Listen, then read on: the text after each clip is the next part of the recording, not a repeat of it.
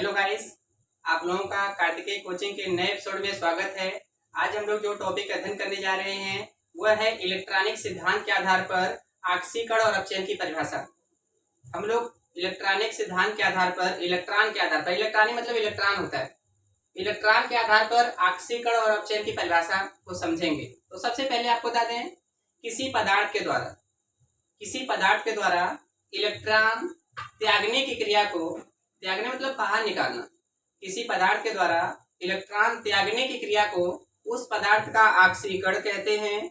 और किसी पदार्थ के द्वारा इलेक्ट्रॉन ग्रहण करने की क्रिया को, यानी इलेक्ट्रॉन ले रहा है, ग्रहण कर रहा है, किसी पदार्थ के द्वारा इलेक्ट्रॉन ग्रहण करने की क्रिया को उस पदार्थ का अपचयन कहते हैं। तो अभी हम लोग यह सीखे इलेक्ट्रॉन के आधार पर आक्सीकरण और अपचयन। पुनः बताएं, किसी पदार्थ के द्वारा इलेक्ट्रॉन के त्यागने की क्रिया को उस पदार्थ का आक्सीकरण कहते हैं और इलेक्ट्रॉन को ग्रहण करने की क्रिया को उस पदार्थ का अपचयन कहते हैं। आइए हम लोग एग्जाम्पल द्वारा इसको समझें। इलेक्ट्रॉनिक सिद्धांत के आधार पर आक्सीकरण तथा अपचयन। तो आप लोग सबसे पहले हम लोग आक्सीकरण के बारे में समझेंगे। आक्सीकरण, देखिए आक्सीकरण मतलब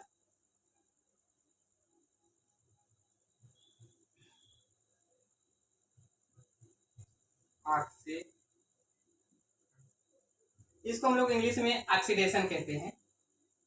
ऑक्सीडेशन किसी पदार्थ के द्वारा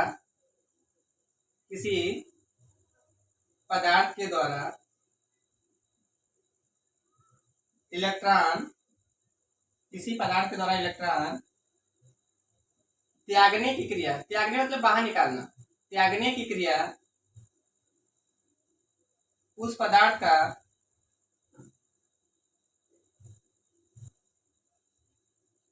आक्सीकरण कहलाती है।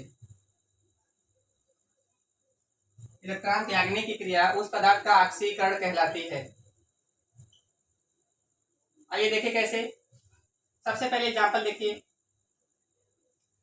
सपोज करिए आपके सामने सोडियम है, Na ने इलेक्ट्रॉन का त्याग किया। हम लोग जानते हैं कि इलेक्ट्रॉन पे माइनस होता है, इलेक्ट्रॉन एक ऋण अवयव है, उस पे माइनस होता है, उस पे ऋण आवेश होता है।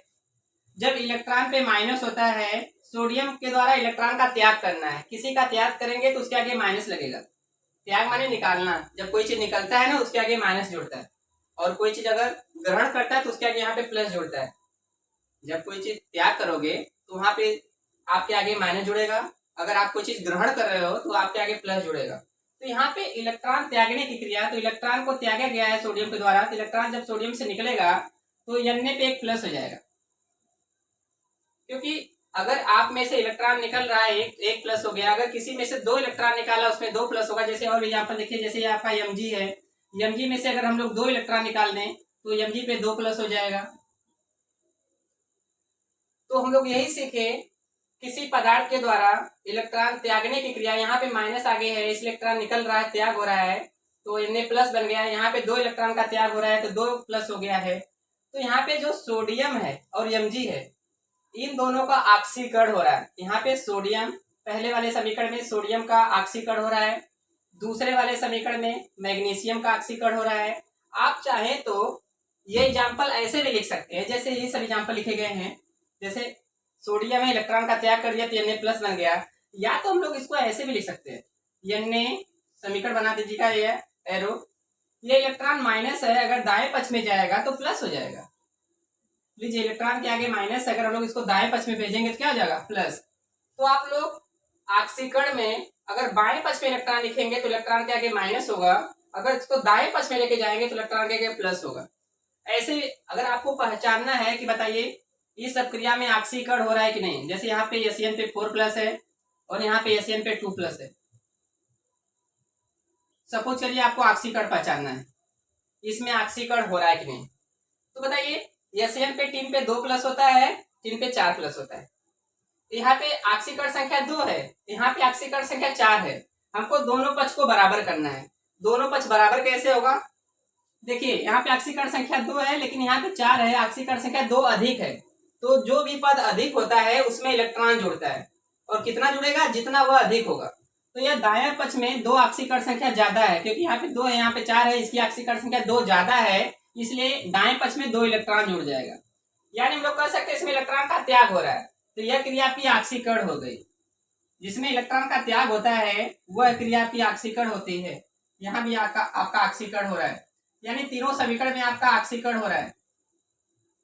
ऑक्सीकरण देखिए, सोडियम इलेक्ट्रॉन को त्याग दिया, माइनस कर दिया, तो Na पे एक प्लस हो गया। ये इलेक्ट्रॉन को अगर हम लोग दाएं पक्ष में लेके जाएंगे तो आगे माइनस है, यहाँ क्या हो जाएगा प्लस। तो इस समीकरण को चाहे हम ऐसे लिखें चाहे ऐसे लिखें, दोनों ही सही है। अगले वाले एग्जाम्पल में मैंने टीन बताया था, टीन पे 2 प्लस है, टीन पे 4 प्लस है। अगर ऑक्सीकरण संख्या देखा जाए, यहाँ पे 2 प्लस है, यहाँ पे 4 प्लस है, यह 2 अधिक है। तो जो भी पद अधिक होता है उसको बराबर करने के लिए उसमें हम लोग इलेक्ट्रॉन जोड़ते हैं। यह दाएं पक्ष आपका 2 अधिक है, इसमें 2 इलेक्ट्रॉन जुड़ जाएगा, क्योंकि इलेक्ट्रॉन पे माइनस होगा वह घट जाएगा। तो अब दोनों पक्ष बराबर हो गया। जब इलेक्ट्रॉन आपका दाएं पक्ष में जुड़ेगा वह ऑक्सीकरण होगा, और जब इलेक्ट्रॉन बाएं पक्ष में जुड़ेगा तो आपका क्या होगा, अपचयन होगा। अब हम लोग अपचयन के बारे में डिस्कस करेंगे। अपचयन देखिए, अपचयन को हम लोग इंग्लिश में रिडक्शन कहते हैं। रिडक्शन किसी पदार्थ के द्वारा इलेक्ट्रॉन ग्रहण करने की क्रिया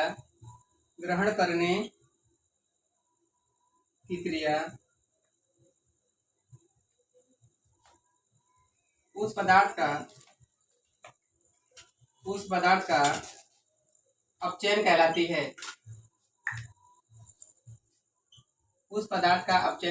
है।